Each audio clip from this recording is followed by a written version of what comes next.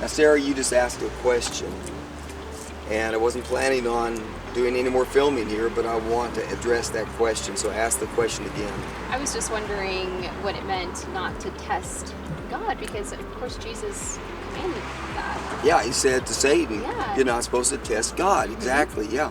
Well, that word is used in the Old Testament. When the Israelites were complaining, can God take care of us? Can God really take care of our needs, our physical needs, our food, our water? You're out in the Sinai wilderness. That's testing God. A lack of faith is testing God. I think there are a lot of Christians who have an unhealthy view of Satan. My position is, hey, Satan will run from us. Satan will run from us if we pursue God. Let me read two passages. I have them in my notes. James 4, 7 and 8. Resist the devil. The promise is, and he will flee from you. Okay. I'm not scared that Satan's going to get me. And the more I pursue Jesus, I'm convinced the farther away Satan wants to be. So, come near to God, and he will come near to you. Or Ephesians 4. In your anger, do not sin. Do not let the sun go down while you are still angry, and do not give the devil a foothold. I've used that countless time with couples having marriage problems. I say, here, it's the rule. You never, ever go to bed angry. You never go to bed angry. You may say, you know, I really disagree with you about that. And it really upset me, but I need to affirm, I'm committed to you. I love you. I'm going to pursue God with you. Yeah, for sure.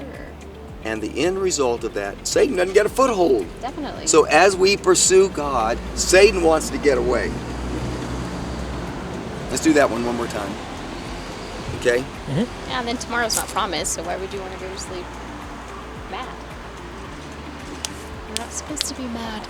Okay. I'll just do it a little differently than I Okay. did that time. Sounds So, good. okay, Sarah, as we were down there visiting a few minutes ago, you asked a question. I want you to ask it again. Sure. I was just wondering what it meant not to test God.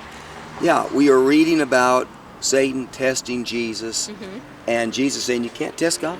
And he's referring to the fact that God does not want us to put him to the test, meaning you can't be in the wilderness and saying, I don't think God's going to take care of us. I think we're going to starve or we lack water. It's a lack of faith. And in fact, I'm convinced that so many Christians have a very unhealthy view of Satan. We do not have to fear Satan. We can pursue God and he will flee from us. Fear Satan if you're not pursuing God. Fear him. But if you are pursuing God, what's going to happen? He's going to run. Let me read a passage. I brought my notes. Resist the devil, and he will flee from you. Come near to God, and he will come near to you. That's James 4. Or if I go to Ephesians 4, it's practical application. In your anger, do not sin. Do not let the sun go down while you are still angry, and do not give the devil a foothold.